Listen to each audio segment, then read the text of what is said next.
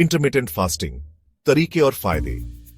नमस्ते दोस्तों, health wealth में आपका स्वागत है। आजकल फास्टिंग के अलग अलग तरीके लोगों के बीच बहुत ज्यादा पॉपुलर हो रहे हैं, जिसमें से एक है इंटरमिटेंट फास्टिंग, जिसे हम आंतरायिक उपवास भी कहते हैं। ये एक डाइटिंग मेथड है जिसमें खाने और उपवास के समय को बदलकर वजन घटाया जाता है। इंटरमिटेंट फास्टिंग में दिन के एक खास समय पर खाना खाया जाता है और बाकी समय में कुछ नहीं खाना होता। ये सुनने में भले ही अजीब लगे, लेकिन ये तरीका आपकी सेहत के लिए कई तरह से फायदेमंद हो सकता है। लेकिन दोस्तों, हर किसी के लिए एक ही तरीका काम नहीं करता। सही तरीके से फास्टिंग करना जरूरी होता है। अगर आपको कोई हेल्थ इशू है तो ये जरूरी है कि बिना डॉक्टर की सलाह के ना करें। आइए जानते हैं इंटरमिटेंट फास्टिंग कितने तरीके के होते हैं और आपके लिए कौन सा तरीका सही हो सकता है। पहला तरीका है वैकल्पिक दिन उपवास, यानी ऑल्टरनेट डे फास्टिंग, ADF। इसमें हर दूसरे दिन उपवास रखा जाता है। उपवास के दिनों में आपको कुछ नहीं खाना पीना है, सिर्फ पानी, ब्लैक कॉफी और बिना चीनी वाली चाय पी सकते हैं। दूध, फल, सब्जियां या कोई भी अनाज नहीं खाना चाहिए।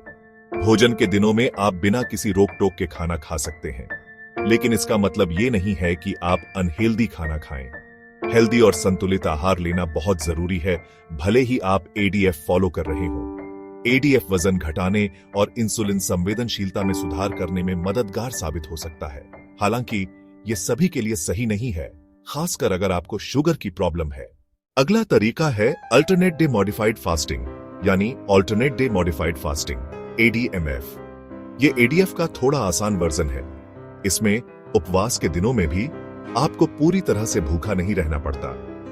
आप अपनी रोज की जरूरत का 25 से 30% तक खाना खा सकते हैं। ये कैलोरी आपको 2 से 4 घंटे के समय में लेनी होती है।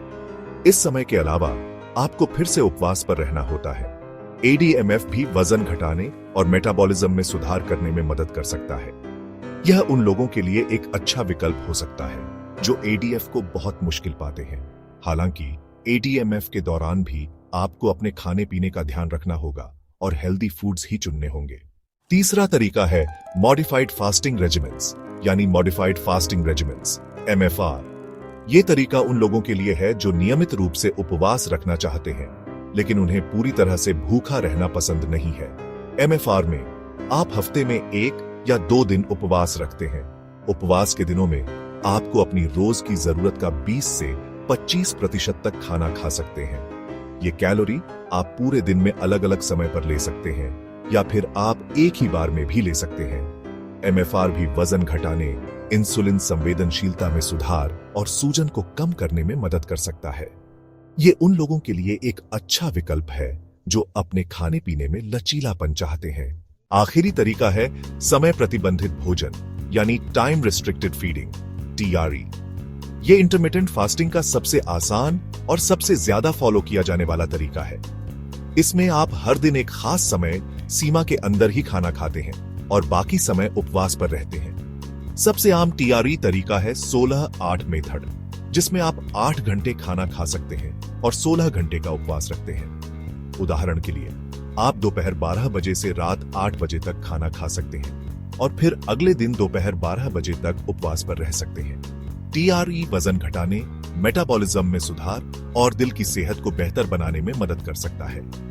ये उन लोगों के लिए एक अच्छा विकल्प है जो पहली बार इंटरमिटेंट फास्टिंग आजमा रहे हैं। तो दोस्तों, ये थे इंटरमिटेंट फास्टिंग के कुछ तरीके। याद रखें, हर किसी के लिए एक ही तरीका काम नहीं करता। आपको अपने शरीर और अपनी दिनचर्या के हिसाब से सही तरीका चुनना होगा। अगर आपको इंटरमिटेंट फास्टिंग के बारे में और जानना है तो कमेंट करके पूछें, हम आपके सवालों के जवाब जरूर देंगे।